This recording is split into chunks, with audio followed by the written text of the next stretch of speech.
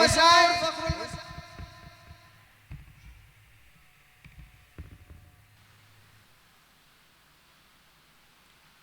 अल्हम्दुलिल्लाह नहमदुहु व नस्तईनुहु व नस्तगफिरुह व नु'मिनु बिही व नतवक्कलु अलैहि व नऊज़ु बिल्लाहि मिन शुरूरि अनफुसिना व मिन सय्यिआति अअमालिना मन यहदिहिल्लाहु फला मुदिल्ल लहु वमन युद्लिलहु फला हादिय लहु वनशहदु अल्ला इलाहा इल्लल्लाहु वहदहु ला शरीक लहु वनशहदु अन्न सय्यिदना व नबियना व शफीअना व शिफाअ सुदूरिना व गौसना व गयासना व मुगीसना व मुईनना व कुतबना व फरीदना व निज़ामना व सिराजना व उलाना व अशरफना व नूरा ऐनिना मुहम्मदन अब्दुहु व रसूलुहु अम्मा बाद फ़अऊज़ु बिल्लाहि मिनश शैतानिर रजीम बिस्मिल्लाहिर रहमानिर रहीम इन्नमा युरीदुल्लाहु लियुज़हिबा अन्कुमुर रिज्सा अह्लल बैति व युतहिरकुम तत्हीरा सदक़ल्लाहु मौलाना अज़ीम व बल्लगना रसूलुहुन नबियुल करीम व नहनु अला ज़ालिका लमिनश शाहिदीन व शाकिरीन वल्हम्दुलिल्लाहि रब्बिल आलमीन। बारगाह रिसालत में दुरूद पाक का नजराना पेशी।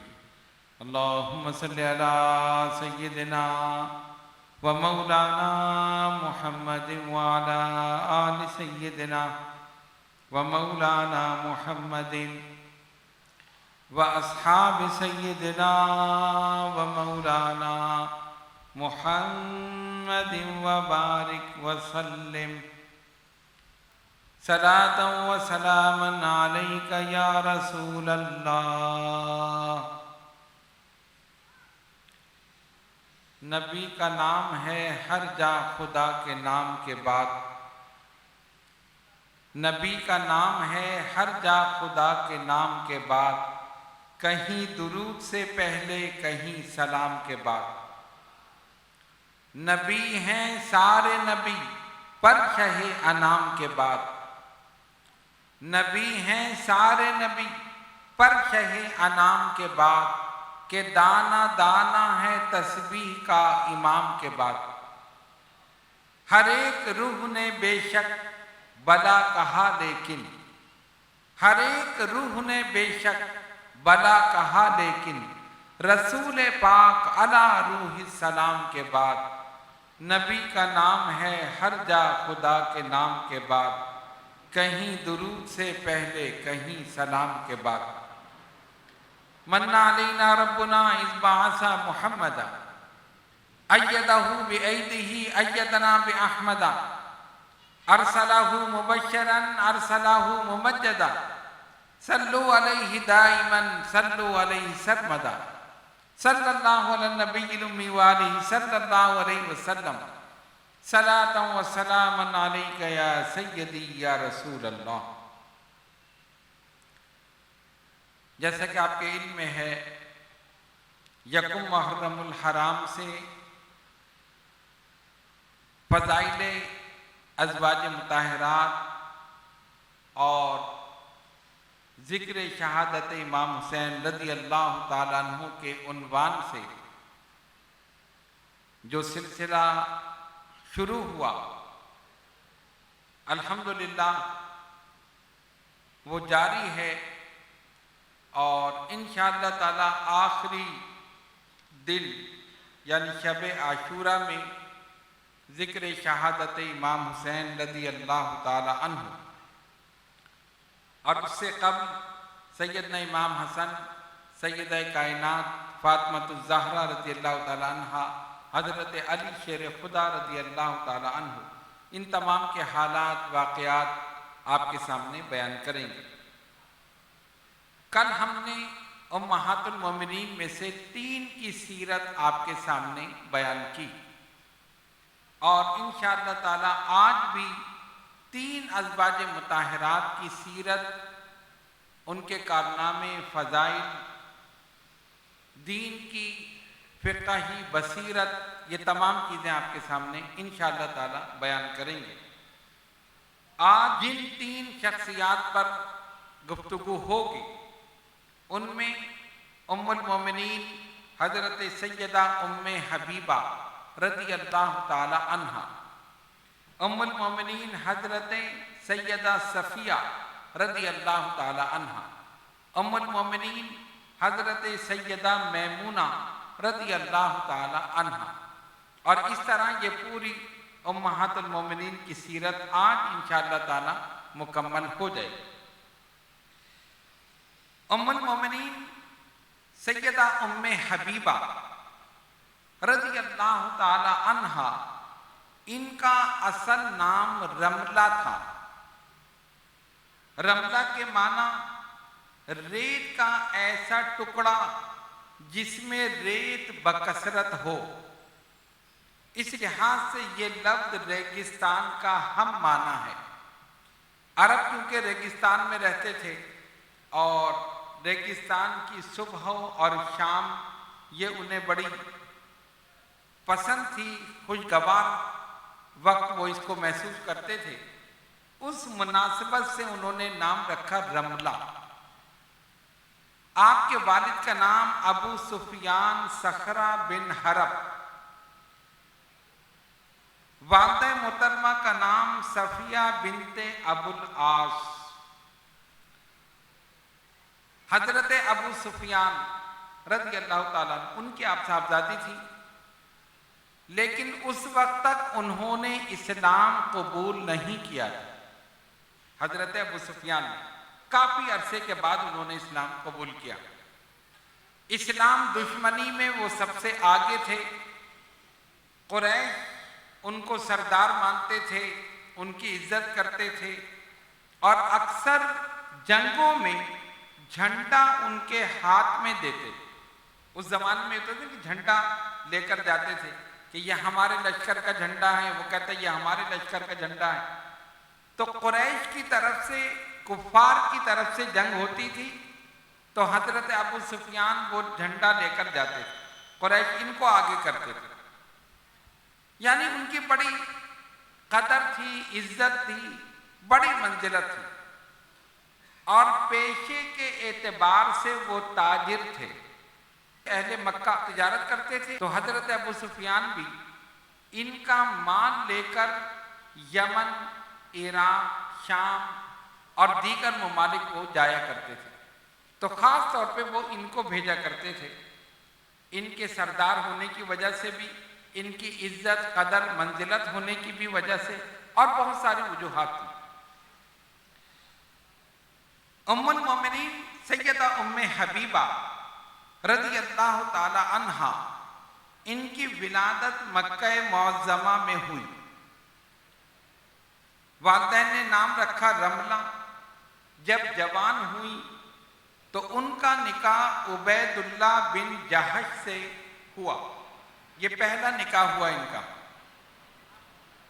उबैदुल्लाह बिन जहश ये उन लोगों में से थे कि जिन्होंने इस्लाम तो उस वक्त तक कबूल नहीं किया था, लेकिन बुत परस्ती से ये लोग दूर थे।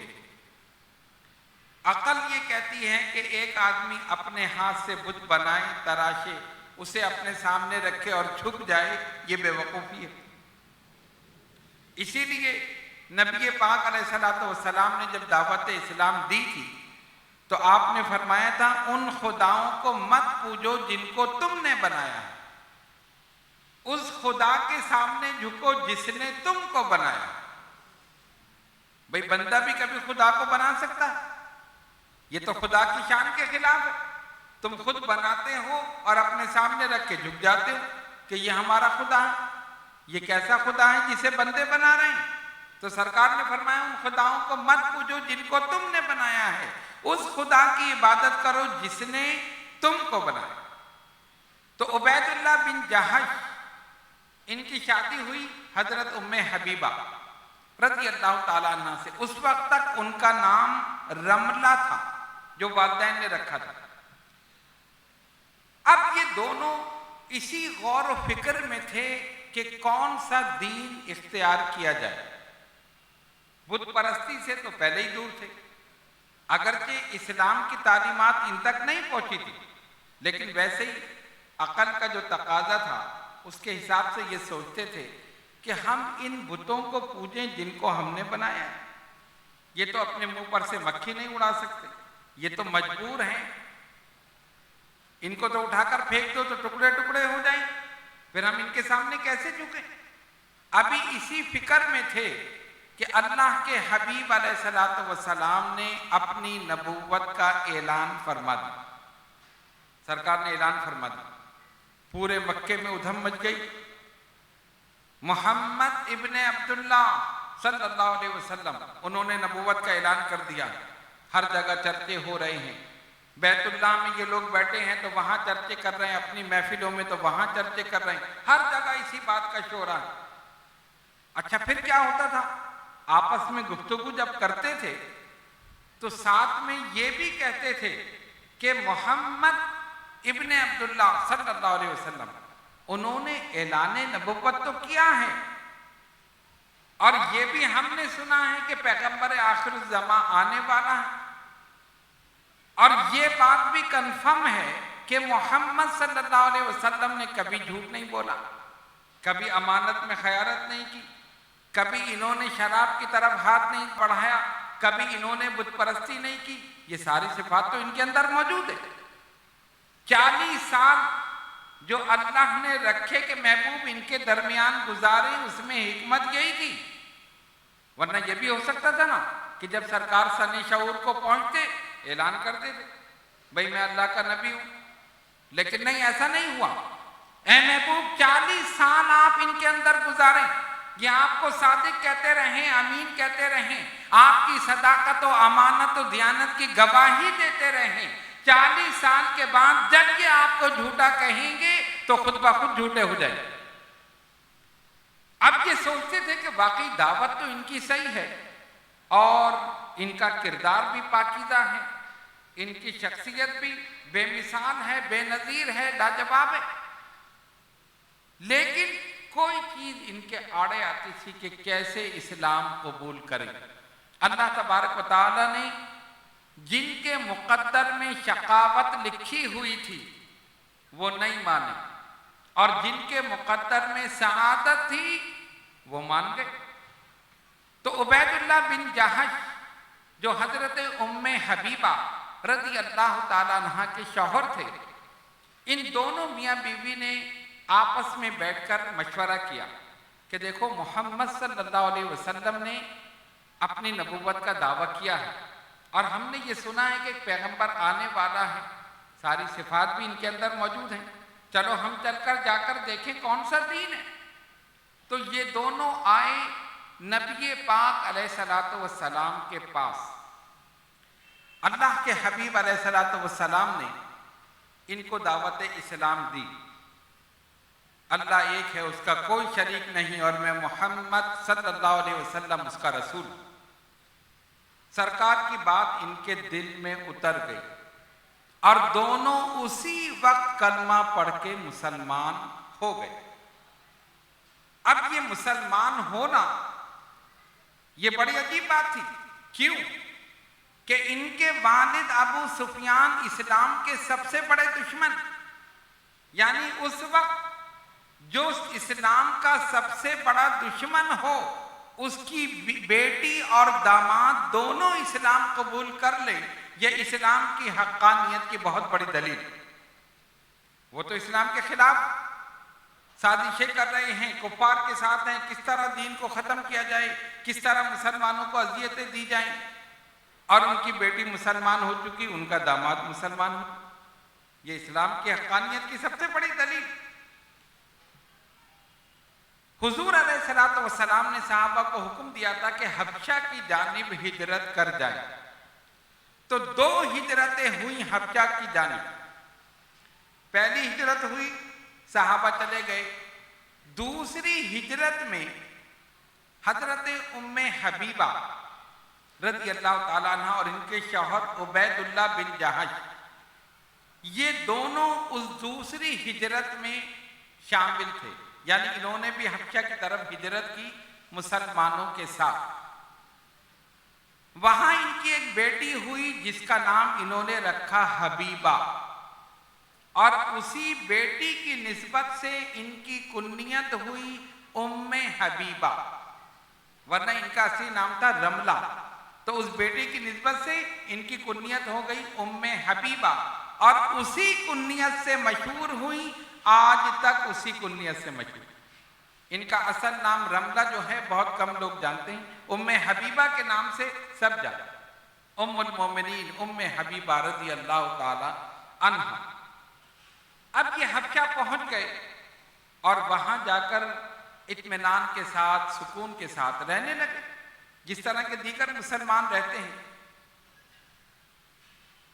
हजरत उम्मे हबीबा रज़ी अल्लाह ताला अन्हा ने एक ख्वाब देखा जिसमें अपने शौहर उबैदुल्लाह बिन जहश को अजीब सूरत में देखा, यानी मकरूह शक्ल में देखा। बड़ी हैरान हुई, परेशान हुई कि ये क्या बात हुई। चेहरा बिल्कुल जैसे बिगड़ा हुआ होता है, मकरूह शक्ल है, अजीब सी शक्ल है, ये ख्वाब देखा। खैर ये बेदार हुई तो उबैदुल्लाह ने इनसे कहा, ए हबीबा की माँ, मैंने अदयान का मुताला किया है और मैं इस सोच में हूं कि मैं कौन सा दीन इख्तियार करूं। आपने फरमाया, भाई हम तो मुसलमान हो चुके हैं, दोनों ने इस्लाम कबूल कर लिया। कहा नहीं, मैंने बड़ी सोच विचार की है और मैं नसरानियत पर दोबारा मैं जा रहा हूं, इस्लाम को मैं तर्क कर रहा, छोड़ रहा। इन्होंने बहुत समझाया लेकिन उसकी समझ में नहीं आया, और उसने इस्लाम कबूल करने के बावजूद फिर वो मुर्तद हो गए और उन्होंने कहा मैंने नसरानियत कबूल कर ली। अब जाहिर है जब दीन अलग अलग हो गए तो मियाँ बीवी का रिश्ता भी खत्म हो गया। आपने फरमाया ठीक है, तुम्हारा रास्ता अलग है, मेरा रास्ता अलग। ये फिर वहां से इनके शौहर तो चले गए इनको छोड़कर, और ये यहां पर बिल्कुल बेयारो मददगार रह गई। एक शौहर ही उनका सहारा था, उसने भी दाग मुफारकत दे दिया, और सिर्फ यही नहीं बल्कि इस्लाम को भी छोड़ दिया। तो इनको ये भी रंज था कि शौहर छूट गया, और ये भी था कि वो इस्लाम से भी मुर्तद हो गया। फिर क्या, उसने नसरानियत इख्तियार कर ली। अपनी बेटी हबीबा के साथ हबशा में रह रही। नबी पाक अलैहिस्सलातु वस्सलाम को इसकी इत्तला मिली कि उम्मे हबीबा रज़ी अल्लाह ताला अन्हा के शौहर ने उन्हें छोड़ दिया है, एक बेटी है उसके साथ वो रहती हैं, कोई पुरसाने हाल नहीं। तब सरकार दो आलम अलैहिस्सलातु वस्सलाम ने, अच्छा उसी वक्त जब इसने इस्लाम को छोड़ा और नसरानियत को कबूल किया, उधर सरकार ने अपना खत भेजा निजाशी की तरफ और उसको इस्लाम की दावत दी। निजाशी ने उसी वक्त इस्लाम कबूल कर लिया हुजूर अलैहिस्सलातु वस्सलाम की दावत पर। आप जानते हैं ना, सरकार ने मुख्तलिफ ममालिक में उनके जो बादशाह थे तो अपने कासिद हुजूर अलैहिस्सलातु वस्सलाम ने भेजे थे और उनको इस्लाम की दावत दी थी कि मैं अल्लाह का रसूल हूँ, मुझ पर ईमान लाओ, अल्लाह एक है, उसका कोई शरीक नहीं, इन तमाम चीज़ों को छोड़ दो, जो जो तालीमात थी सरकार ने। तो निजाशी की तरफ जब वो आपका खत गया तो निजाशी जो हबशा का बादशाह था उसने इस्लाम कबूल कर लिया। अब आप देखें, अल्लाह जिसको हिदायत दे उसे कोई गुमराह नहीं कर सकता। और उसकी तरफ से जिसके लिए गुमराही लिखी गई हो उसे कोई हिदायत नहीं दे सकता। तो ये इस्लाम कबूल करके मुर्तद हो गया और इस्लाम को छोड़ गया, और निजाशी ने सरकार की दावत पर इस्लाम कबूल कर लिया। हुजूर अलैहिस्सलातु वस्सलाम को जब ये इल्म हुआ कि हजरत उम्मे हबीबा रज़ी अल्लाह ताला अन्हा इस तरह वहां पर अपनी जिंदगी गुजार रही हैं, तो सरकार ने एक खत निजाशी की तरफ भेजा, और उस खत में आपने निजाशी को ये लिखा कि मेरी जानिब से उम्मे हबीबा को निकाह का पैगाम दे दो। हजरत अमर बिन उमैया जमरी रज़ी अल्लाह ताला अन्हु उस खत को लेकर आए निजाशी के पास। वो जाहिर मुसलमान हो चुका था, सरकार की गुलामी में आ चुका था। उसने आपके खत का बड़ा एहतराम किया, और जो कासिद खत लेकर आया था उनको बड़ी इज्जत दी, एहतराम अदब से उनको बिठाया, और खत में लिखा था कि मेरी जानिब से उम्मे हबीबा को निकाह का पैगाम दे दो। निजाशी ने अपनी लौंडी जिसका नाम था अबरहा, उसको भेजा कि जाओ तुम उम्मे हबीबा के पास जाओ और उनसे जाकर कहो कि तुम्हारे नबी सल्लल्लाहु अलैहि वसल्लम ने तुम्हें निकाह का पैगाम दिया।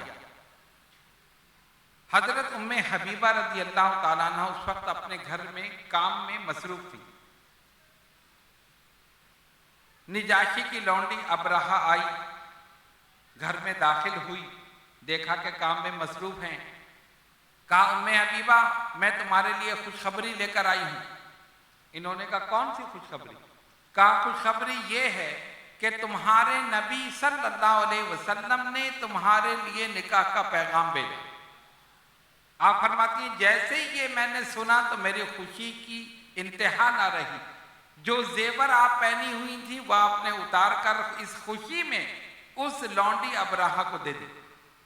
अपने गले का हार उतार कर उसके गले में पहना दिया, और जो अंगूठियां आप पहनी हुई थी वो सब के सब आपने उसे दे दी, और इस पैगाम पर बड़ी खुशी और मुसर्रत का इजहार फरमाया।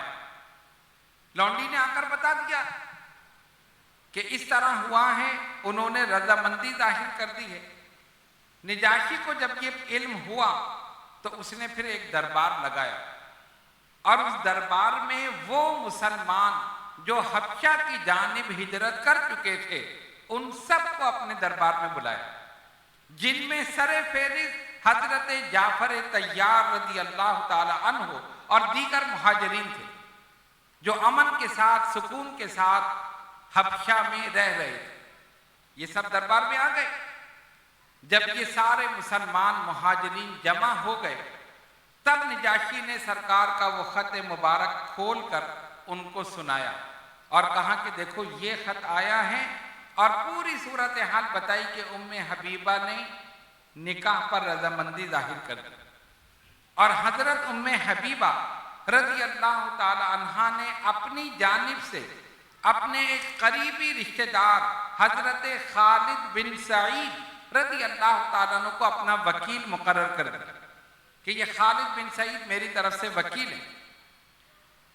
सब जमा हो गए। निजाशी ने पहले खत पढ़ के सुनाया, उसके बाद उसने निकाह का खुतबा पढ़ा, जिसका तर्जुमा ये है सब तारीफ उस अल्लाह के लिए है कि जिसने नबी पाक अलैहिस्सलातु वस्सलाम को हमारा नबी बनाया और हमें उनकी इताअत की फरमा बरदारी की तौफीक अता फरमाई।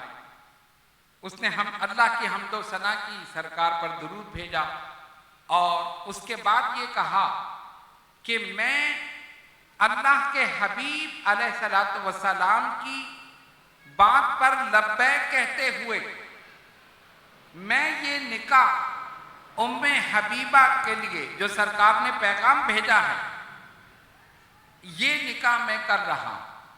उसने ये अल्फाज अदा किए, और कुछ अल्फाज जो उस खत में मौजूद हैं तफसील के साथ मैंने इख्तिसार से बयान की। जब वो खामोश हुआ, अच्छा उसने कहा कि इसमें 400 दिरहम मेहर मैंने मुकर्रर किया है, और वो 400 दिरहम में अभी अभी उम्मे हबीबा के वकील हजरत खालिद बिन सईद रज़ी अल्लाह ताला अन्हु को देता हूँ। निजाशी ने अपनी तरफ से 400 दिरहम निकाले और हजरत खालिद बिन सईद रज़ी अल्लाह ताला अन्हु को दे दी। कहा ये मेहर, ये मैंने दे दिया।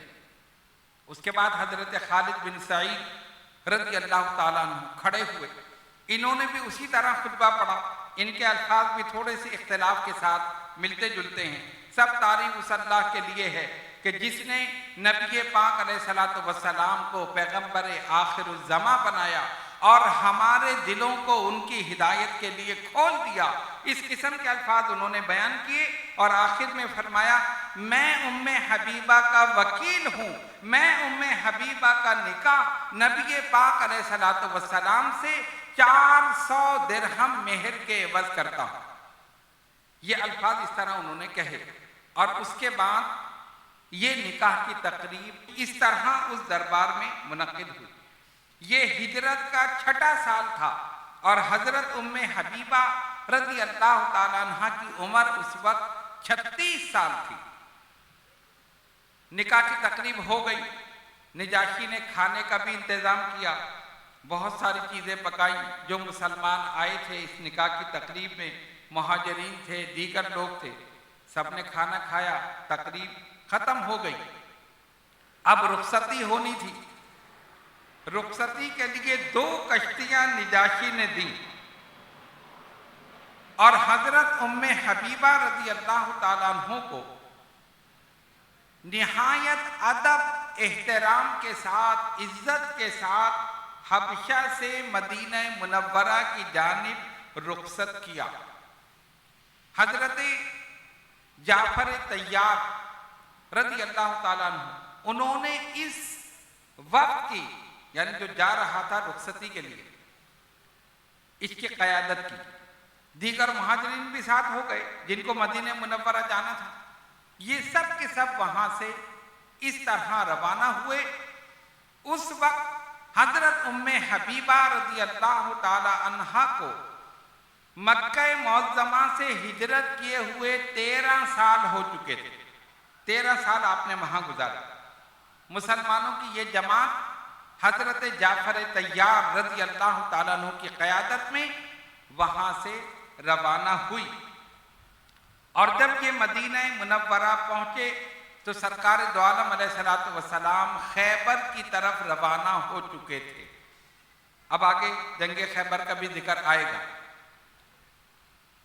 सरकार रवाना हो चुके थे। हजरत अबू सुफियान रज़ी अल्लाह ताला अन्हु, जिन्होंने बहुत बाद में इस्लाम कबूल किया और जो हजरत उम्मे हबीबा रज़ी अल्लाह ताला अन्हा के वालिद मोहतरम थे।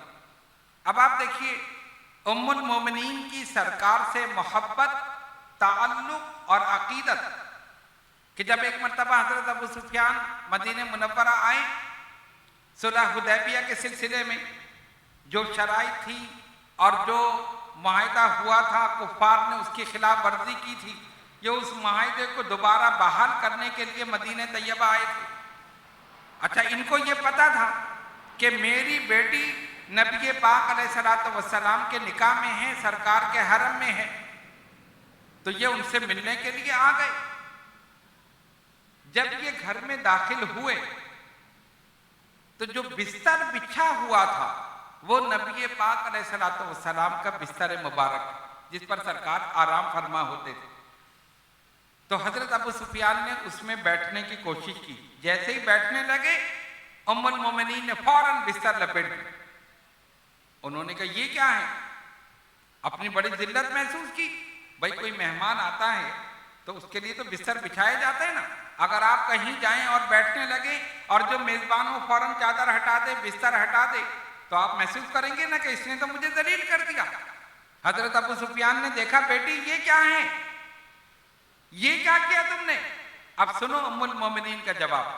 जब हजरत अबू सुफियान ने पूछा, बेटी ये तुमने क्या किया, उम्मुल मोमिनीन सैयदा उम्मे हबीबा रज़ी अल्लाह ताला अन्हा ने फरमाया, ए मेरे बाप, आप इस वक्त कुफ्र की तारीकी में हैं, आप शिर्क की तारीकी में हैं और ये बिस्तर अल्लाह के हबीब अलैहिस्सलातु वस्सलाम का है, इस पर नापाक आदमी नहीं बैठ सकता।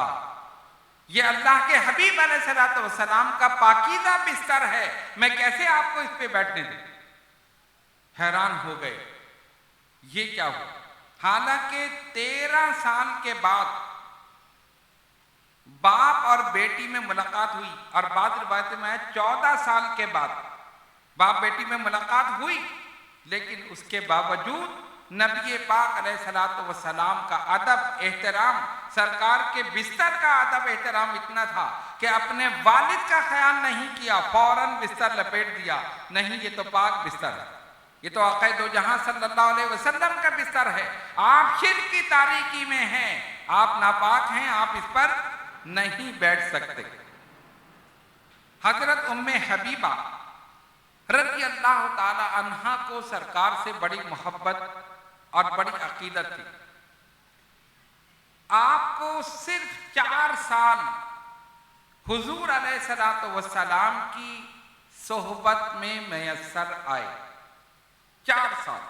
उसके बाद नबी पाक अलैहिस्सलातु वस्सलाम ने पर्दा फरमा लिया। अहादीस के सिलसिले में उलमा ने लिखा कि 165 अहादीस आपसे मरवी हैं। 165 अहादीस हजरत उम्मे हबीबा रज़ी अल्लाह ताला अन्हा से मरवी, और दीगर सहाबा आपकी खिदमत में हाजिर होते थे हदीस के सिमा के लिए। आप बाकायदा अपना एक हल्का दर्स रखती थी, सहाबा आते थे, अहादीस सुनते थे और वापस चले जाते थे। बहुत से मसाइल के हल के लिए सहाबा आते थे तो उम्मुल मोमिनीन उनके मसाइल का जवाब देती थी। ये आपका इल्म और फजल था। जब बलवाइयों ने हजरत उस्मान गनी रज़ी अल्लाह ताला अन्हु को उनके घर में महसूर कर दिया, उनका खाना पानी ये सब बंद कर दिया, तो क्योंकि आपका करीबी रिश्ता था हजरत उस्मान गनी रज़ी अल्लाह ताला अन्हु से, तो हजरत उम्मे हबीबा रज़ी अल्लाह ताला अन्हा खाना और पानी लेकर आप वहां पर गई हजरत उस्मान गनी रज़ी अल्लाह ताला अन्हु के घर, कि मैं जाकर पहुंचा दूं। लेकिन वो बदबख्त ऐसे थे कि उन्होंने उम्मुल मोमिनीन होने का भी ख्याल नहीं किया, और ना आपको उनसे मिलने दिया, ना खाना पानी अंदर जाने दिया। आपको सख्त अफसोस हुआ, और जब वहां से वापस तशरीफ लाई, निहायत गमज़दा थी, निहायत रंजीदा थी, और आपने उनके इस अमल पर अपने दोनों हाथ उठाकर उन बदबख्तों के लिए दुआए ज़रर फरमाई, उन बदबख्तों के लिए दुआए ज़रर फरमाई जिन्होंने आपको जाने नहीं दिया था। आपका विसाल मुबारक 74 साल की उम्र में हुआ। हजरत अमीर माविया रज़ी अल्लाह ताला अन्हु का दौर था, 44 हिजरी थी। उसमें हजरत उम्मे हबीबा रज़ी अल्लाह ताला अन्हा का विसाल हुआ, और जन्नतुल बकी में आप आराम फरमा हैं। ये मुख्तसर वाक़यात हमने आपके सामने उम्मुल मोमिनीन हजरत सैयदा उम्मे हबीबा रज़ी अल्लाह ताला अन्हा के बयान की। अब आइए एक और उम्महातुल मोमिनीन में से एक शख्सियत उम्मुल मोमिनीन हजरत सैयदा सफ़िया रज़ी अल्लाह ताला अन्हा। आपका इसमें मुबारक सफ़िया, वालिद का नाम हुयई बिन अख्तब, जो यहूदियों के कबीला बनु नुदैर के सरदार थे। वालिदा मोहतरमा का नाम जर्रा, ये यहूदियों के कबीले बनु कुरैज़ा की सरदार सुमवील की बेटी थी। इस लिहाज से आप अपने हसब और नसब के एतबार से एक इम्तियाजी शान रखती थी। इनका पहला निकाह सलाम बिन मशकम अल कर्जी से हुआ, जो सरदाराने यहूद में से था, लेकिन कुछ दिनों में तलाक हो गई। सलाम बिन मशकम ने आपको तलाक दे दी। तलाक के बाद दूसरा निकाह हुआ यहूदी सरदार कनाना बिन अबिल हकीक। कनाना का ताल्लुक बनु कुरैज़ा से था। ये शख्स अपने कबीले में साहिब हैसियत था, इसकी बड़ी इज्जत थी, बड़ा मकाम था, लोग इसकी बात को मानते थे और हर लिहाज से इसकी इज्जत करते थे। 7 हिजरी में नबी पाक अलैहिस्सलातु वस्सलाम ने ये महसूस किया कि खैबर में जो किले हैं यहूदी वहां पर जमा हो रहे। खैबर जो है ना मदीने मुनव्वरा से करीब है, वहां यहूदियों के बहुत सारे किले थे, जिनमें किला अल कमूस सबसे मशहूर था, जो हजरत अली शेर खुदा रज़ी अल्लाह ताला अन्हु ने फतह किया था और उसका दरवाजा उखाड़ कर फेंक दिया। सरकार दो आलम अलैहिस्सलातु वस्सलाम ने यह महसूस फरमाया कि ये यहूदी खैबर में जमा हो रहे हैं, इस्लाम के खिलाफ साजिशें कर रहे हैं और हो सकता है कि ये सब के सब मिलकर मुत्तहिद होकर मदीने तैयबा पर हमला कर दें। और ये बात दुरुस्त भी थी, वो सब के सब वहां जमा हो रहे थे, अपना इत्तेहाद कर रहे थे। तब अल्लाह के नबी अलैहिस्सलातु वस्सलाम ने खैबर की जानिब तवज्जो फरमाई और मुसलमानों से कहा कि लश्कर की तैयारी करो। लश्कर इस्लाम तैयार हो गया। अल्लाह के हबीब अलैहिस्सलातु वस्सलाम उस लश्कर के साथ खैबर की जानिब रवाना हो गए। वहां की एक तफसील है जो हम इंशाअल्लाह ताला हजरत अली शेर खुदा रज़ी अल्लाह ताला अन्हु के फ़ज़ाइल, मनाक़िब और उनके हालात में बयान करेंगे। सरदस्त हुजूर पुरनूर अलैहिस्सलातु वस्सलाम रवाना हुए। जबरदस्त जंग हुई, किले फतह हुए। अल कमूस किला जो था वो सबसे आखिर में फतह हुआ, जो हजरत अली शेर खुदा रज़ी अल्लाह ताला अन्हु के हाथों पर फतह हुआ।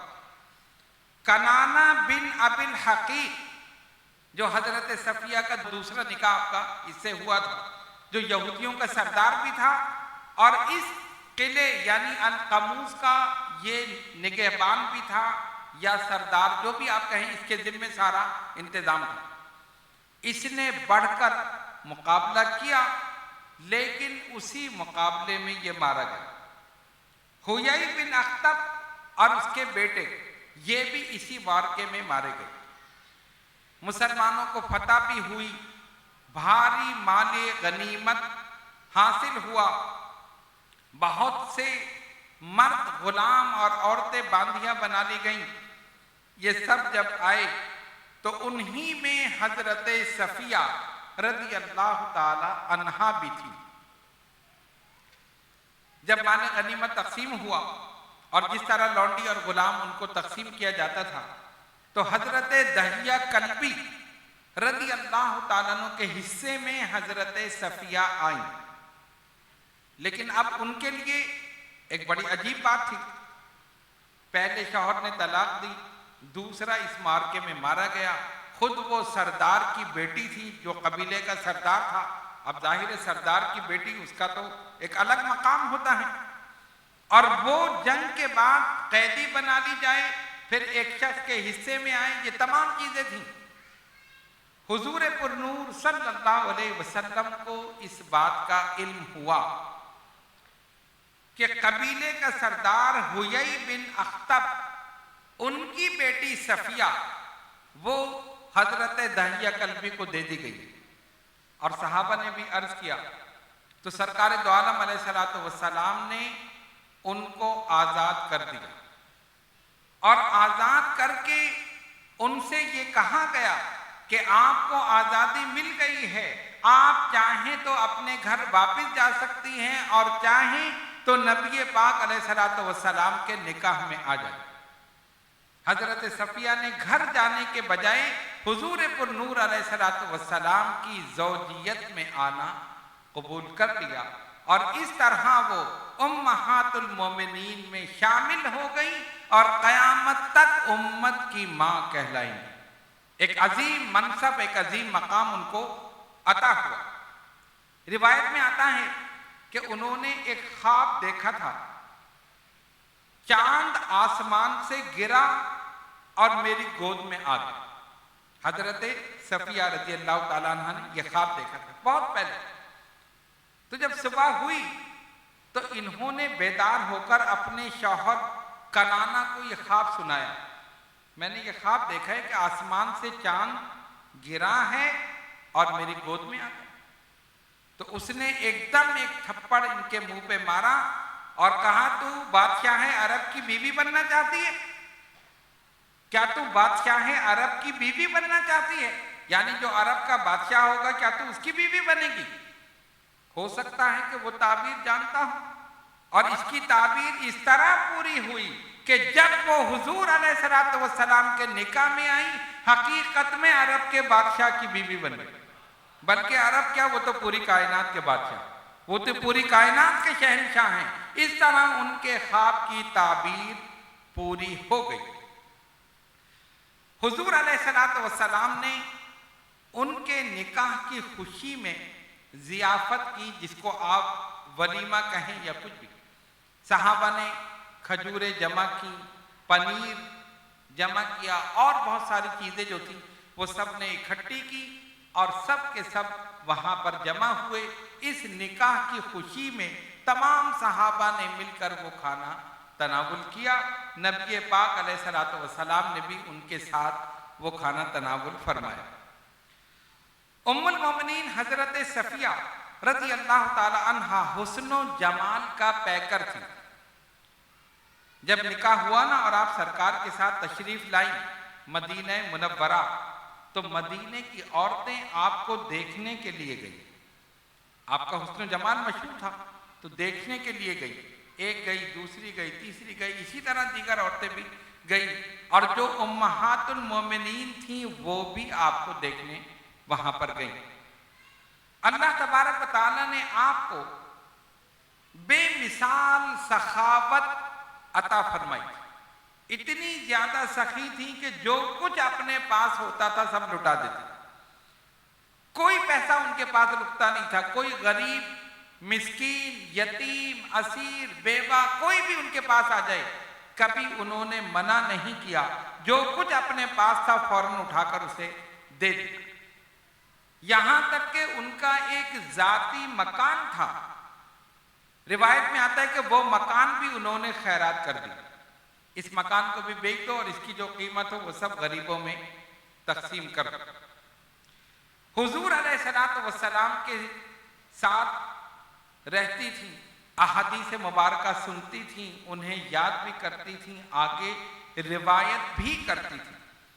बहुत सी अहादीस आपसे मरवी हैं जो इसाक बिन अब्दुल्ला बिन हारिस, मुस्लिम बिन सफवान और हजरत इमाम ज़ैनुल आबिदीन रज़ी अल्लाह ताला अन्हु से रिवायत हैं, जो हजरत सफिया रज़ी अल्लाह ताला अन्हा ने रिवायत की। नबी पाक अलैहिस्सलातु वस्सलाम के मर्ज़ विसाल में जब सरकार की तबीयत बहुत ज़्यादा नासाज हुई और सारी उम्महातुल मोमिनीन वहाँ जमा थी, तो हजरत सफिया रज़ी अल्लाह ताला अन्हा जब आई, सरकार दो आलम अलैहिस्सलातु वस्सलाम के चेहरे मुबारक को देखा तो इन्होंने रोकर कहा, या रसूल अल्लाह सल्लल्लाहु अलैहि वसल्लम, जो बीमारी आपको है काश अल्लाह वो मुझे दे दे। जो बीमारी आपको है काश अल्लाह ताला मुझे दे दे और आपसे एहतियाब हो जाए। जब ये जुमला उनकी जबान से निकला तो दीगर अज़वाज मुताहरात ने उनकी तरफ देखा। सरकार दो आलम अलैहिस्सलातु वस्सलाम ने सबको देखा और सरकार ने फरमाया, वल्लाह इसने जो कुछ कहा है सच कहा।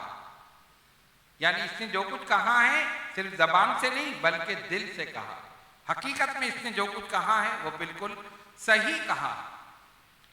5 हिजरी में हजरत सफिया रज़ी अल्लाह ताला अन्हा ने 60 साल की उम्र में विसाल फरमाया और जन्नतुल बकी में आप आराम फरमा हैं। ये भी नबी पाक अलैहिस्सलातु वस्सलाम की अज़वाज मुताहरात में। अब आइए तीसरी, जिन 3 शख्सियात का हमने इब्तिदा में जिक्र किया था, तो उनमें तीसरा नंबर उम्मुल मोमिनीन हजरत सैयदा मैमूना रज़ी अल्लाह ताला अन्हा का है। उलमा ने लिखा कि अज़वाज मुताहरात में दाखिल होने वाली ये आखिरी खातून, यानी इनके बाद सरकार दो आलम अलैहिस्सलातु वस्सलाम ने और कोई निकाह नहीं फरमाया। उम्मुल मोमिनीन सैयदा मैमूना रज़ियल्लाहु ताला अन्हा, आपका नाम मैमूना, वालिद का नाम हारिस बिन हज़न, वालिदा का नाम हिंद बिन औफ, जो कबीले कुरैश में बनु हिलाल से ताल्लुक रखती थी। बेअसत नबवी से 16 साल कब्ल आपकी विलादत हुई। आपका सिलसिला नसब 18वीं पुष्ट में मुज़िर पर नबी पाक अलैहिस्सलातु वस्सलाम से मिलता है। आपका पहला निकाह मसूद बिन अमर बिन उमैर सकफी से हुआ, लेकिन फिर इसने कुछ अरसे बाद ही आपको तलाक दे दी। ये वही मसूद बिन उमैर बिन सकफी है कि जिसके 3 बेटे ताइफ में थे और वो ताइफ में बड़े मुअज़्ज़ज़ समझे जाते थे, बड़ी उनकी इज्जत थी, बड़ा मकाम था। जब नबी पाक अलैहिस्सलातु वस्सलाम वहाँ तशरीफ़ ले गए और आपने उन्हें दावत इस्लाम दी, तो उन्होंने निहायत बद अखलाकी का सबूत दिया। न सिर्फ ये कि इस्लाम कबूल नहीं किया, बल्कि ताइफ के औबाश बिगड़े हुए लड़के जो थे उनको सरकार के पीछे लगा दिया और उन्होंने हुजूर पुरनूर अलैहिस्सलातु वस्सलाम से बहुत ज़्यादा बद अखलाकी की, सरकार पर संगबारी की, जिसमें मुबारक लहूलहान हुआ, आवाज़ें कसते थे, यहाँ तक कि जिसमें मुबारक से खून बहता। सरकार दो आलम अलैहिस्सलातु वस्सलाम ने अपनी ज़बान मुबारक से उनके लिए दुआए दरर नहीं फरमाई। अब आप ज़रा सा तसव्वुर करें कि एक आदमी हो, सब उसके पीछे लगे हुए हों, चारों तरफ से संगबारी हो रही हो, कोई मुहाफिज नहीं, कोई बचाने वाला नहीं, कोई साथी नहीं, कोई गमगुसार नहीं, बल्कि ताने देते थे, अच्छा तुम अल्लाह के नबी हो तो फिर वो अल्लाह तुम्हें बचा क्यों नहीं लेता, फिर वो अल्लाह तुम्हारी हिफाजत क्यों नहीं करता। मुख्तलिफ किस्म की बातें करते थे। कोई कहता था तुम पर से बला क्यों हट नहीं जाती, हमारे दफन होने को ज़मीं क्यों फट नहीं जाती। कोई कहता था मैं ऐसे खुदा से डर नहीं सकता कि जो अपने पैगंबर की हिफाजत कर नहीं सकता, कि जो अपने पैगंबर की हिफाजत कर नहीं सकता। इस किस्म के जुमले। कहाँ है तुम्हारा रब जो तुम्हें बचाए, तुम अगर अल्लाह के नबी हो तो तुम्हें बचा क्यों नहीं लेता, तुम्हारी हिफाजत क्यों नहीं करता। हम तुम्हें तंग कर रहे हैं, संगबारी कर रहे हैं, फिर भी तुम्हारा रब तुम्हें नहीं बचा रहा। सहाबी ने अर्ज की, या रसूल अल्लाह सल्लल्लाहु अलैहि वसल्लम, सरकार इनके लिए दुआए दरर फरमा दीजिए, ये सब तबाह हो जाएं, बर्बाद हो जाएं, खत्म हो जाएं, नेस्त तो नाबूद हो जाएं। लेकिन कुर्बान जाओ वो रहमतुल लिल आलमीन, शफीउल मुज़नबीन, महबूब रब्बुल आलमीन सल्लल्लाहु अलैहि वसल्लम, जिसमें मुबारक से खून बह रहा है, उनके ताने तिश्ने हैं, शिकायतें हैं, संगबारी है, गालियां हैं, सब कुछ हैं। इधर सहाबी भी अर्ज करते हैं, सरकार इनके लिए दुआए दरर फरमा दीजिए, लेकिन वो रहमतुल लिल आलमीन सल्लल्लाहु अलैहि वसल्लम क्या फरमाते हैं, जनाबे रहमतुल लिल आलमीन ने सुन के फरमाया कि मैं इस दहर में कहरों गज़ब बन कर नहीं आया, कि मैं इस दहर में कहरों गज़ब बन कर नहीं आया। नहीं, मैं तो रहमत बनकर आया, मैं कहरों गज़ब बनकर नहीं आया। मैं इनके लिए दुआए दरर नहीं करूंगा। मैं देख रहा हूं ये नहीं तो इनकी नस्ल में इस्लाम कबूल करने वाले होंगे और वो इस्लाम के सिपाही बने, वो इस्लाम के सिपाही बने। जिस नबी को उनकी कौम ने सताया, उन्होंने फौरन हाथ उठा दिए, ए अल्लाह हमारी कौम को तबाह कर दे, बर्बाद कर दे, खत्म कर दे। किसी नबी की कौम पर पत्थरों का अजाब नाजिल हुआ, किसी नबी की कौम पर मेंढक का अजाब नाजिल हुआ, किसी नबी की कौम पर तूफान आया, मुख्तलिफ अजाब नाजिल होते रहे। लेकिन जब सबसे आखिर में मेरे आका सल्लल्लाहु अलैहि वसल्लम की बारी आई और उनको सताया गया, दस्ते मुबारक उठे, अल्लाहुम्मा इदी कौमी फइन्नहुम ला यअलमून, मौला मेरी कौम को हिदायत दे, इन्होंने मुझे पहचाना नहीं, इनको हिदायत दे, मुझे जानते नहीं, अगर ये मुझे जानते तो मेरे साथ ऐसा सलूक नहीं करते, इनको हिदायत दे। ये सब होने के बावजूद भी हिदायत के लिए दुआ कर रहे। तो ये वही था जिसके 3 बेटे ताइफ में थे और उन्होंने ही ये हरकत की थी। दूसरा निकाह हुआ इनका अबू रहम बिन अब्दुल उज्जा, लेकिन इनके साथ भी कुछ अरसे रही और उसके बाद इनका इंतकाल हो गया, यानी पहले शौहर ने तलाक दी और दूसरे शौहर का इंतकाल हो गया। नबी पाक अलैहिस्सलातु वस्सलाम उम्रा अदा करने के लिए मक्का मुअज़्ज़मा तशरीफ ले गए 7 हिजरी में। इसका थोड़ा सा पस मंजर है और वो ये है कि 6 हिजरी में हुजूर पुन्नूर सल्लल्लाहु अलैहि वसल्लम ने एक ख्वाब देखा कि मैं मक्का मुअज़्ज़मा गया हूं, मैंने तवाफ किया है, सई की है, यानी उम्रा किया है। सहाबा को बताया, सहाबा ने अर्ज की, या रसूल अल्लाह सल्लल्लाहु अलैहि वसल्लम, हम भी आपके साथ चलेंगे। एक सहाबी तैयार हुए, दूसरे तीसरे होते होते 1400 सहाबा तैयार हो गए, सरकार रवाना हो गए। लेकिन जब हुदैबिया के मकाम पर पहुंचे तो काफिरों ने आकर वहां पर रोक लिया, हम आपको आगे जाने नहीं देंगे। सरकार ने फरमाया, देखो हम सिर्फ उम्रा करने के लिए आए हैं, हमारा कोई मकसद नहीं। उनको ये डर था कि ये मक्के पर हमला करने आए हैं, इतने सारे सहाबा इनके साथ हैं, ये जरूर हमला करेंगे। आका ने फरमाया, नहीं, हम सिर्फ उम्रा करने के लिए आए हैं, बैतुल्लाह का तवाफ करेंगे, सफा मरवा की सई करेंगे, वापस चले जाएंगे। नहीं नहीं जी, ऐसा नहीं हो सकता, हम आपको जाने नहीं देंगे। फिर नबी पाक अलैहिस्सलातु वस्सलाम ने हजरत उस्मान गनी रज़ी अल्लाह ताला अन्हु को भेजा अपना सफीर बनाकर, उन्होंने वहां उनको महसूर कर लिया। यहां ये खबर पहुंच गई कि हजरत उस्मान रज़ी अल्लाह ताला अन्हु को शहीद कर दिया गया। फिर सरकार ने खून उस्मान पर बैत ली, उसे ही बैत रिजवान कहा जाता है, हुदैबिया के मकाम पर। उधर उन्होंने कहा, उस्मान तुम चाहो तो बैतुल्लाह का तवाफ कर लो, तुम्हें इजाजत है। हजरत उस्मान गनी रज़ी अल्लाह ताला अन्हु ने फरमाया, नहीं, मैं अपने आका के बगैर तवाफ नहीं करूं।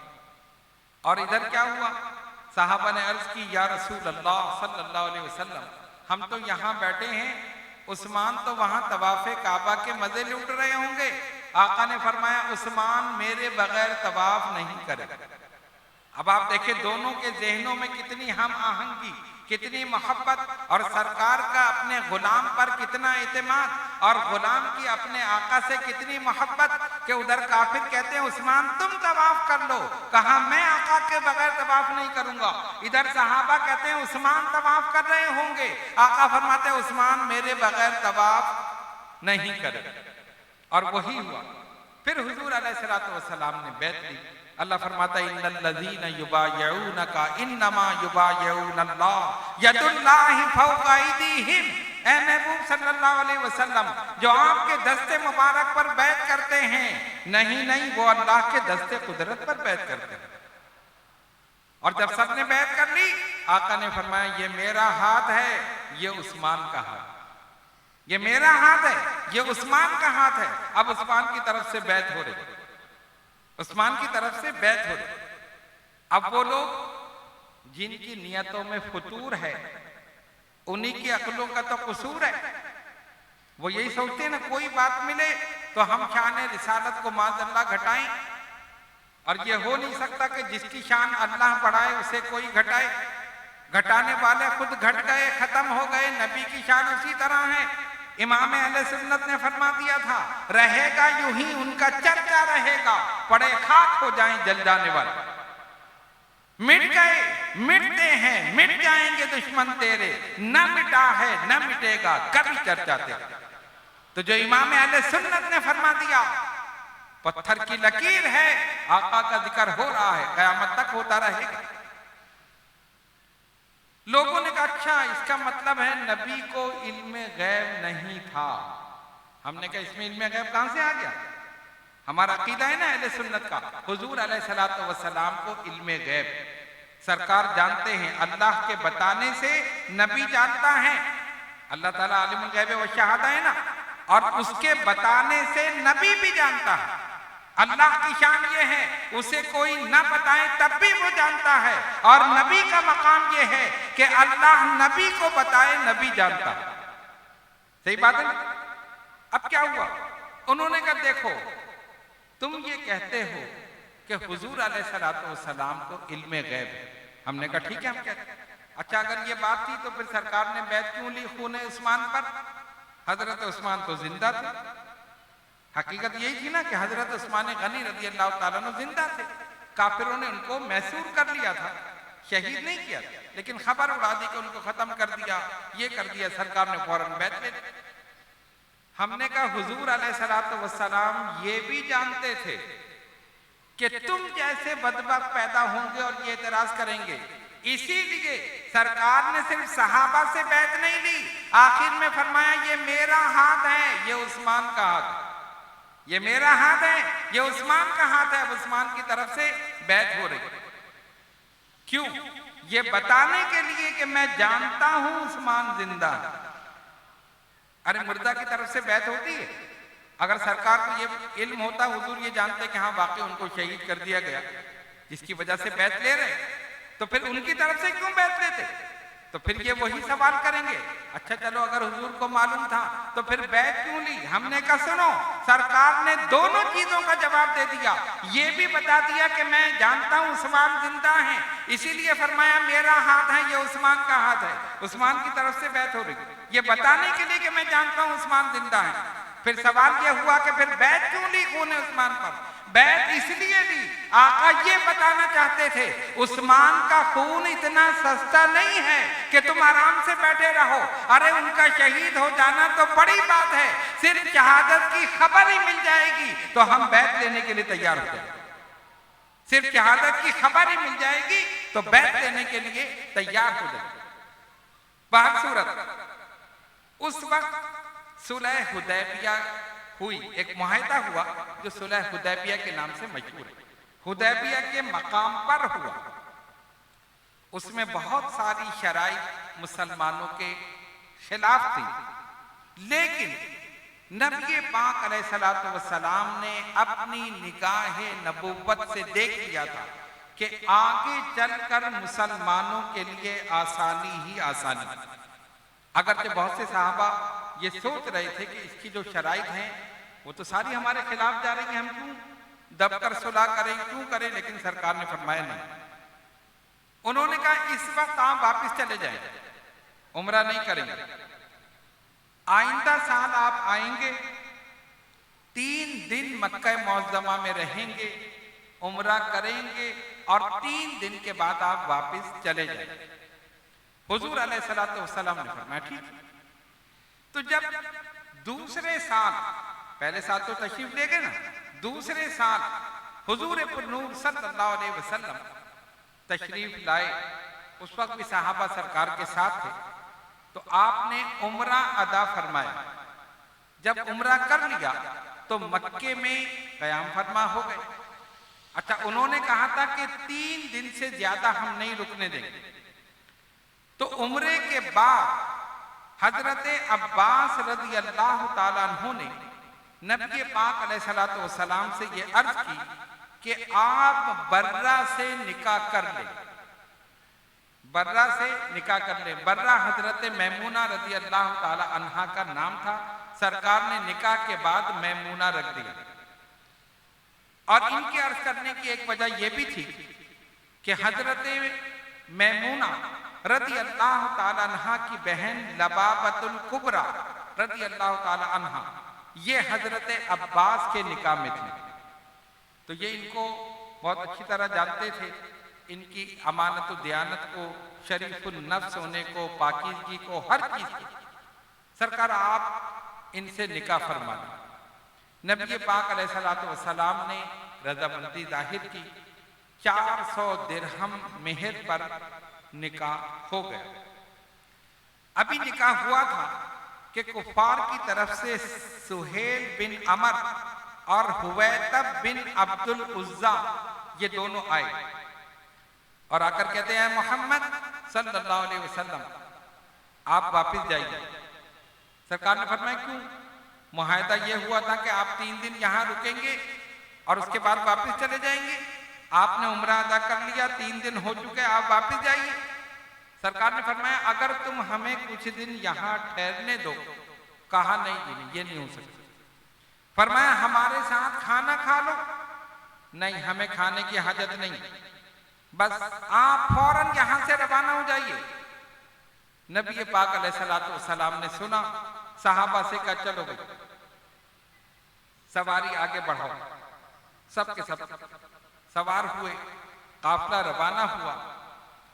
सरफ नाम की एक जगह थी, हुजूर अलैहिस्सलातु वस्सलाम ने उसी जगह पड़ाव डाल दिया और वहीं आपने क़याम फरमाया और उसी मकाम पर आपका निकाह हजरत मैमूना रज़ी अल्लाह ताला अन्हा से हुआ।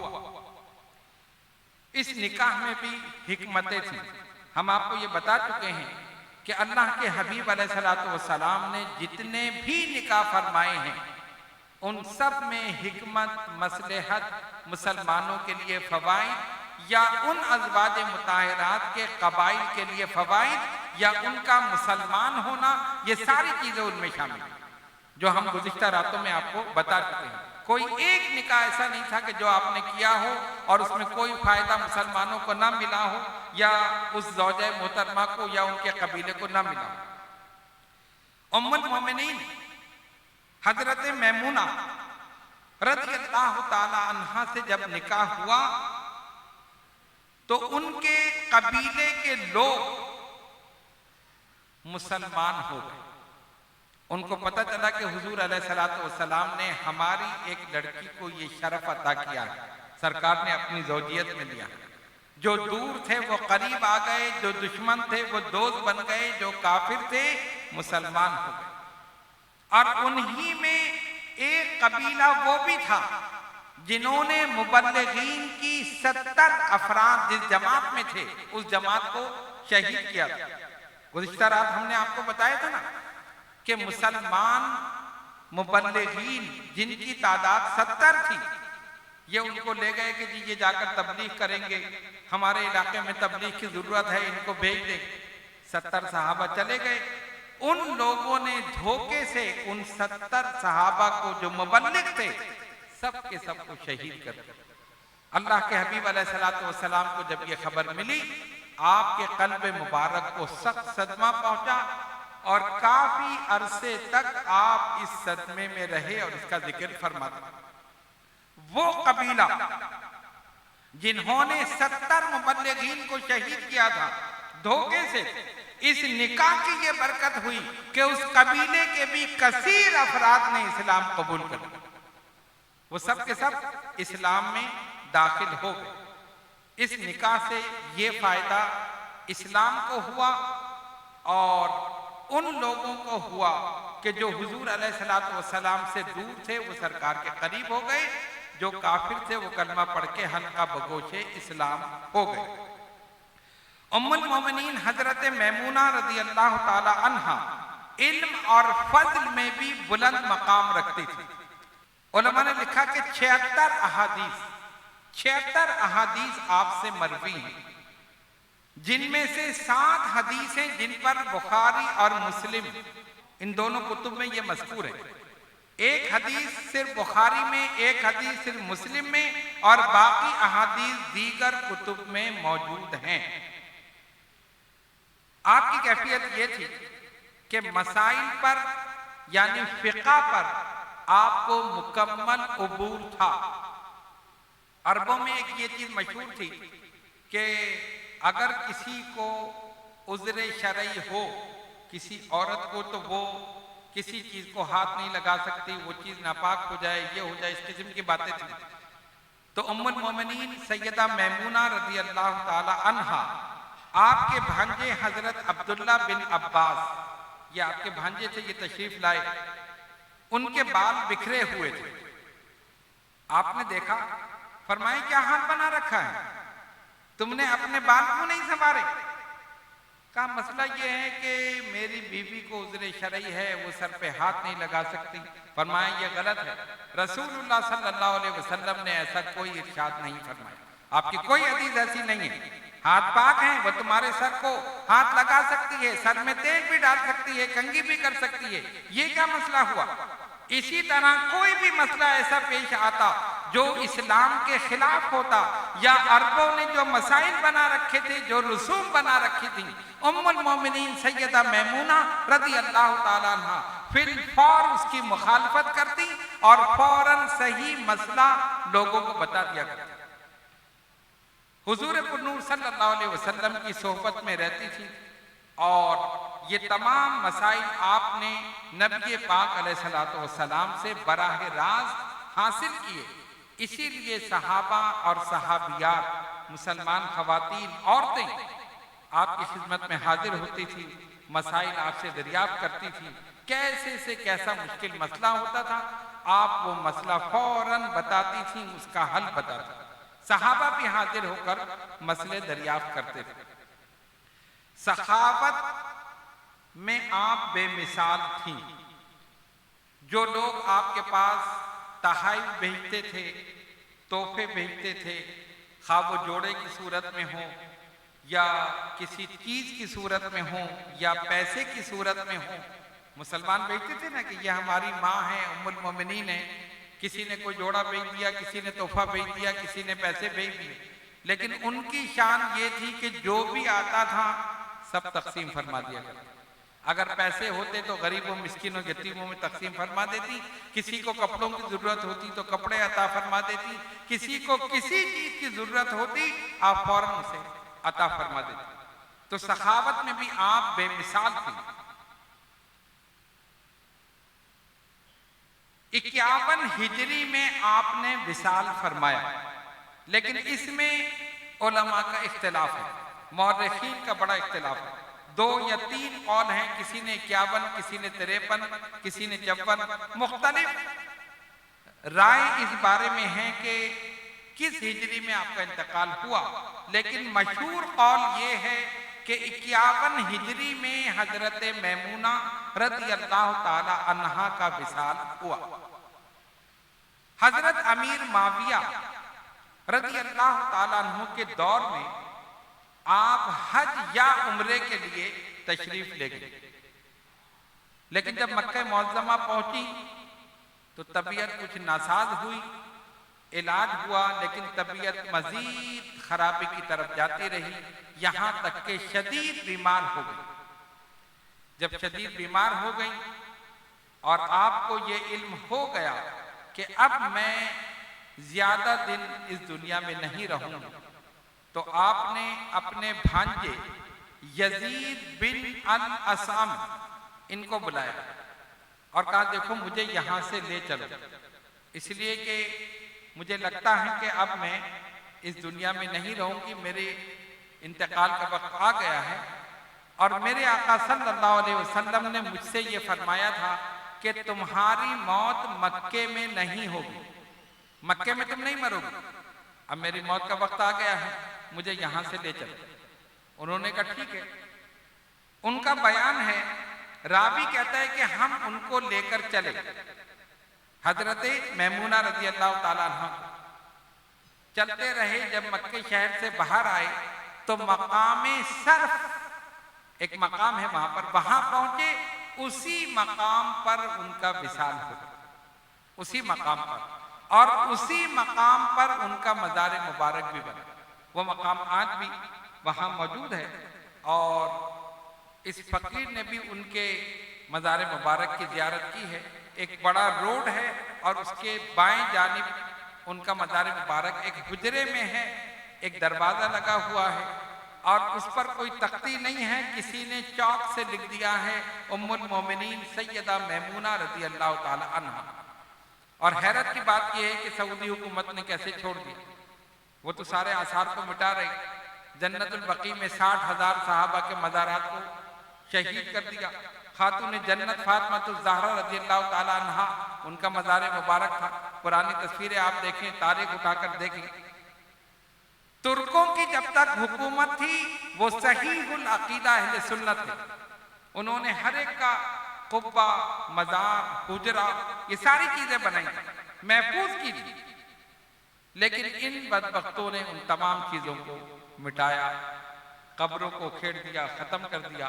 अब आप देख लें कि जितनी उम्महातुल मोमिनीन का हमने जिक्र किया, किसी एक के मज़ार मुबारक का निशान जन्नतुल बकी में आज मौजूद नहीं। एक नक्शा है, उसके हिसाब से आप देख लें कि भाई यहाँ था, वहाँ था, लेकिन कोई ऐसी निशानदेही नहीं है कि जो ये बताए कि हाँ इसी मकाम पर ये ज़ौजा मोहतरमा आराम फरमा है। हालांकि वो जन्नतुल बकी ऐसा अजीमुशान कब्रस्तान है जहाँ पर उम्महातुल मोमिनीन आराम फरमा है, जहाँ पर अहले बैत आराम फरमा है, जहाँ पर सहाबा आराम फरमा है, जहाँ ताबईन, तबे ताबईन, बुजुर्गान दीन, औलिया कामिलीन आराम फरमा है। ऐसा अजीमुशान कब्रस्तान, लेकिन अफसोस कि आज किसी एक की भी कब्र मज़ार मुबारक महफूज नहीं। अल्लाह तबारक व तआला हम सब पर रहम फरमाए और उनकी नालैन से लगे हुए जर्रों के सदक़े में हम सब के गुनाहों को माफ फरमाए। तो उन्होंने फरमाया कि सरकार ने मुझसे कहा था तुम्हारा इंतकाल मक्के में नहीं होगा। तो रावी कहता है हम उनको लेकर आए, तबीयत नासाज हुई, सर्फ के मकाम पर उनकी तबीयत बहुत ज्यादा खराब हो गई, वहीं उनका विसाल हुआ और वहीं पर उनका मज़ार मुबारक बना। अल्हम्दुलिल्लाह आज हमने जो सिलसिला यकुम मुहर्रमुल हराम से शुरू किया था, आज उसका इख्तिताम हुआ और अज़वाज मुताहरात, जो भी पाक बीवियाँ, उम्मत की माएँ, उन सब का जिक्र हमने किया। इसमें मौला किसी किस्म की कोई गलती हो, कोई खता हो, तो इन्हीं की नालैन पाक से लगे हुए जर्रों के सदक़े में हमें माफ फरमाए। कुरान ने कहा या निसा अन्नबी लस्तुन्ना का अहद मिनन निसा, ऐ नबी सल्लल्लाहु अलैहि वसल्लम की बीवियों तुम आम औरतों की तरह नहीं हो। कुरान ये बता रहा है कि ये नबी पाक के अज़वाज मुताहरात हैं, ये अहले बैत में से हैं और उन्हीं की शान में कुरान ने कहा इन्नमा युरीदुल्लाहु लियुज़हिबा अन्कुमुर रिजसा अहलल बैति व युताहिरकुम तत्हीरा। ऐ नबी सल्लल्लाहु अलैहि वसल्लम के घर वालों, अल्लाह यही इरादा रखता है कि तुमसे हर किस्म की पलीदगी, नापाकी को दूर कर दे और तुम्हें पाक कर दे, ऐसा पाक कर दे जैसा कि पाक करने का हक है, ऐसा पाक कर दे जैसा कि पाक करने का हक है। तो कुरान ने कह दिया कि अल्लाह उन्हें पाक करना चाहता है। अब गौर करो, जिसे अल्लाह पाक करना चाहे, जिसे अल्लाह पाक करना चाहे, नापाकी उसके करीब कैसे पहुंच सकती। इसीलिए इमाम अहले सुन्नत मुजद्दिद दीन व मिल्लत मौलाना शाह अहमद रजा खां मुहद्दिस बरेलवी नव्वरल्लाहु मरकदहू फरमाते हैं उनकी पाकी का खुदाए पाक करता है बयां,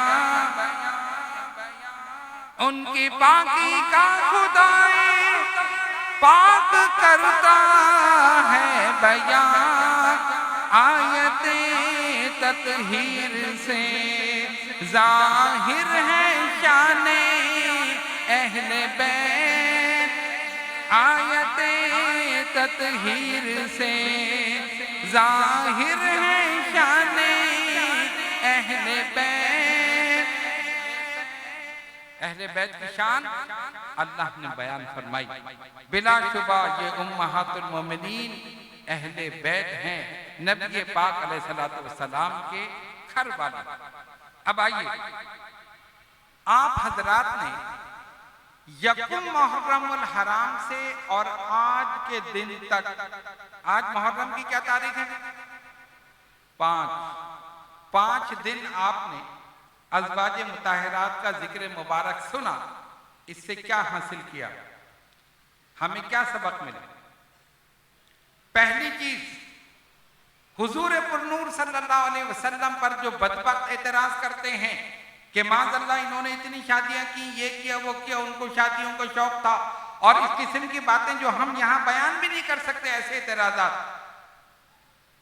इससे ये साबित हुआ कि सरकार ने जितने निकाह फरमाए उन सब में हिकमत थी, मसलहत थी, इस्लाम के लिए उसमें तबलीग भी थी, इस्लाम की इशाअत का जरिया भी था, और जिनसे हुजूर अलैहिस्सलातु वस्सलाम ने निकाह फरमाए उनको भी फायदा पहुंचा, उनके खानदान को भी फायदा पहुंचा, उनके कबीलों को भी फायदा पहुंचा।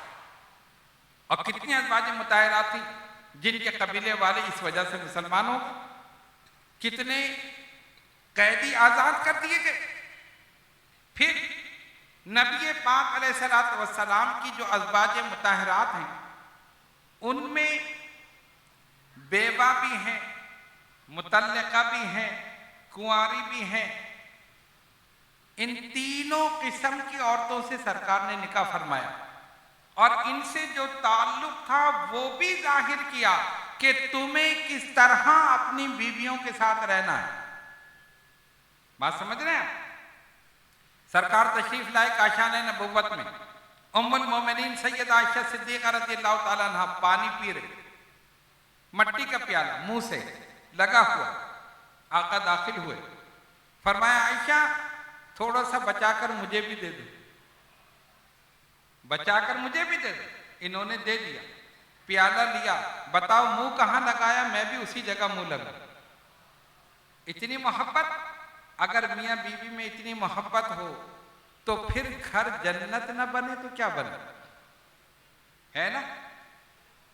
अच्छा, उम्मुल मोमिनीन की उम्र कम थी, तमाम अज़वाज मुताहिरात तो जाहिर कम उम्र होती है, तो फिर जज्बात अलग होते हैं, तबीयत अलग होती है, मिजाज अलग होता है।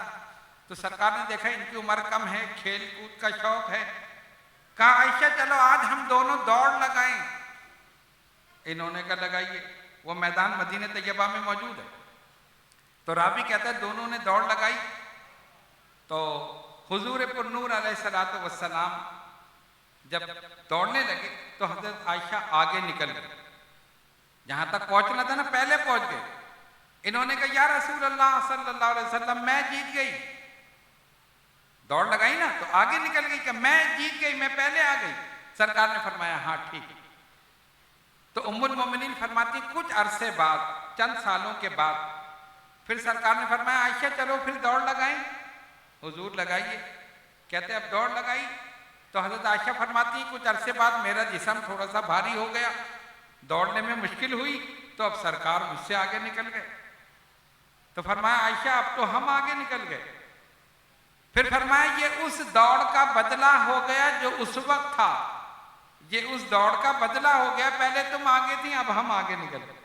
अब आप देखें दिलजोई करना, दिलजोई किस तरह की, जैसा उनका मिजाज था, जैसी उनकी उम्र थी, उसी हिसाब से हुजूर अलैहिस्सलातु वस्सलाम ने उनसे ताल्लुक रखा। तो अगर मियाँ बीवी में इतनी मोहब्बत हो तो फिर घर जन्नत ना बने तो क्या बने? यहां तो कहते नहीं जी नहीं, जो मैंने कह दिया वही होना चाहिए, बस अभी 3 लफ्ज कह दूंगा तुझे बाहर कर दूंगा, अभी तेरी जिंदगी खत्म कर दूंगा। ये नहीं पता कि 3 लफ्ज कहोगे तो तुम्हारी भी जिंदगी खराब होगी, उसकी भी खराब होगी, बच्चों की भी खराब होगी। इंसान तो सोचते हैं ना मैंने कह दिया चलो जी मैं कर लूंगा, बच्चों का क्या होगा, बच्चे किस तरफ जाएंगे? फिर शौहर बच्चों के सामने बीवी को मारता है, जुल्म करता है, बच्चे देख रहे, कभी गला दबा रहा है, कभी मार रहा है, कभी कुछ कर रहा है, बच्चे क्या आपसे सबक लेंगे? बच्चों के दिल में बाप के लिए नफरत पैदा होगी, माँ के लिए मोहब्बत पैदा होगी। वो कहेगा हमारा बाप तो शुरू से जालिम था, ये तो शुरू से मारता था, होगा नहीं होगा। आप तो कहते नहीं कि मैं अपना जोर दिखाऊं, मैं अपना गुस्सा दिखाऊं और मैं सबको दबा लूं। ये नहीं समझते कि औलाद की तरबियत खराब हो रही है। जब वालिदैन आपस में लड़ेंगे तो औलाद खराब होगी। फिर आजकल के माशरे में ये है, बीवी की बुराइयां हो रही हैं, शौहर बीवी की बुराइयां कर रहा है, बीवी शौहर की बुराई कर रही है। और कुरान ने कहा हुन्ना लिबासुल लकुम व अंतुम लिबासुल लहुन। कुरान कहता है तुम दोनों एक दूसरे का लिबास हो। जिस तरह लिबास जिस्म के ऐब को छुपाता है, इसी तरह मियां बीवी एक दूसरे के ऐब को छुपाए। कितनी प्यारी बात कुरान ने। कोई बीवी की बुराई कर रहा है, बीवी शौहर की बुराई कर रही है, और बच्चों के सामने होगा तो क्या होगा, दोनों की मोहब्बत बच्चों के दिल से निकल जाएगी। ना इसका अदब करेंगे ना उसका अदब करेंगे, ये तो लड़ते ही रहते हैं। हमारे पास कितने लोग आते हैं, जी हमारे माँ बाप तो लड़ते ही रहते हैं, हमें इनको तो कभी देखा ही नहीं आपस में मोहब्बत से, ये तो लड़ते ही रहते हैं। तो फिर बच्चे भी वैसा करेंगे। लड़के बाप को आइडियल बनाते हैं, लड़कियां माँ को आइडियल बनाती है। अगर माँ गलत हो तो लड़की की तरबियत गलत हो जाएगी, और अगर बाप गलत हो तो लड़के की तरबियत गलत हो जाएगी। बच्चों के सामने कभी उसकी माँ को बुरा भला मत कहो, कभी उस पर हाथ ना उठाओ। इसी तरह माँ बाप का एहतराम बच्चों के दिल में पैदा करे, बाप माँ का एहतराम बच्चों के दिल में पैदा करे। दोनों का एहतराम बच्चों के दिल में होगा, औलाद की तरबियत बेमिसाल हो जाएगी, औलाद की तरबियत बेमिसाल हो जाएगी। ये सारी चीजें जो हैं ये सोचने समझने की हैं। अगर आज हम सही हो जाएंगे, हमारी औलाद भी सही हो जाएगी। और हम आपस में लड़ते रहे, एक दूसरे को बुरा भला कहते रहे, कोई किसी को बुरा कह रहा है, कोई मार रहा है, कोई कुछ कर रहा है, बच्चों के दिल में न बाप का एहतराम है न माँ का एहतराम है। बच्चे फिर बेसुरे हो जाएंगे, फिर वो गुमराही की तरफ निकल जाए। इसलिए मेरे बुजुर्गों और दोस्तों सोचिए, सरकार ने फरमाया औरतों के मामले में अल्लाह से डरो, इसलिए कि अल्लाह ने तुम्हें उन पर हाकिम बनाया है और उनको तुम्हारे लिए महकूम बनाया है।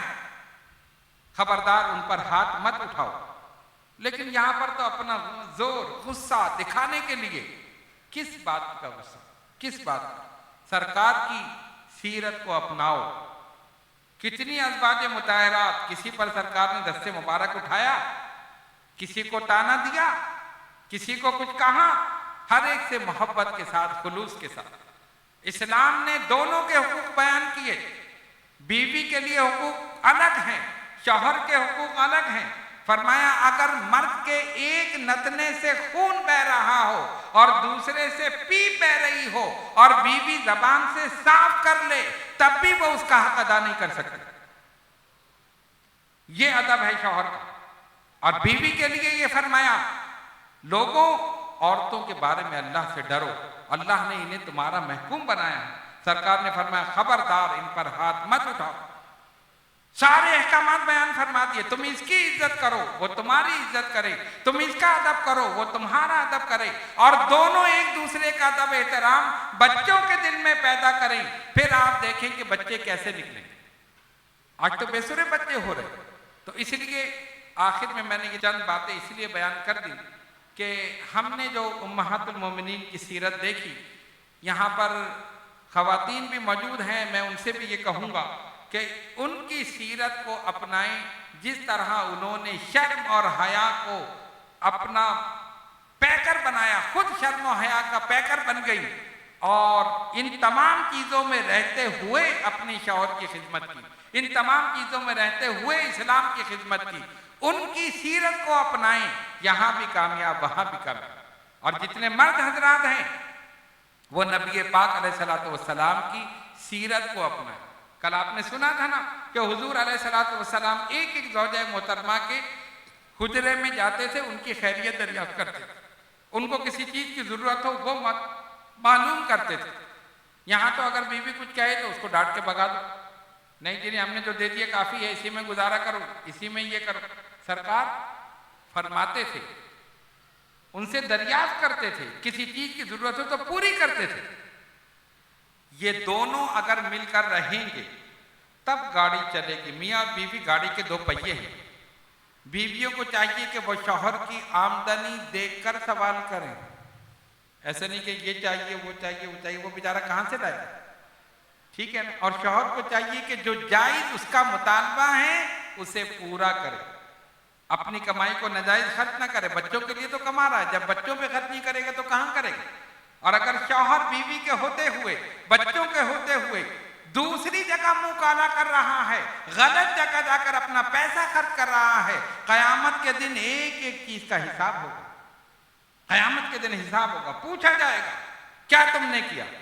तो इसीलिए ये दुनिया दारुल अमल है, यहीं पर अपने आप को दुरुस्त कर लीजिए। इन तमाम चीजों के बयान करने का मकसद क्या है कि उनकी सीरत को हम अपनाने की कोशिश करें।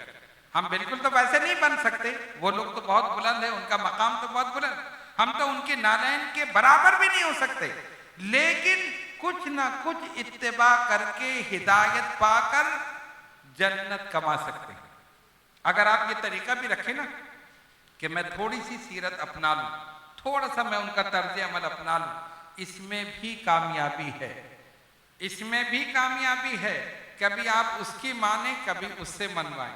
हमेशा ये नहीं कि मैं ही सब कुछ हूं, मेरी ही मानी जाए, उसकी भी मानो। वो अपना घर छोड़कर आई है, वो अपने वालिदैन को छोड़कर आई है, वो अपने भाइयों को छोड़कर आई है, उसकी भी ख्वाहिशात का ख्याल रखो, उसकी भी जो नेक तमन्नाएं हैं उनका ख्याल रखो।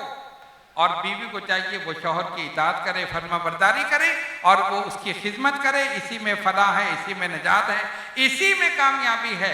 अल्लाह तबारक व तआला हम सबको अमल की तौफीक अता फरमाए।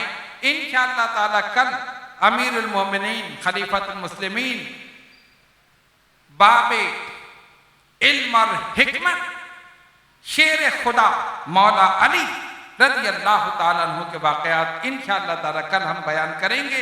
आप हजरात इसी ज़ौक़ और शौक़ के साथ तशरीफ़ लाइए।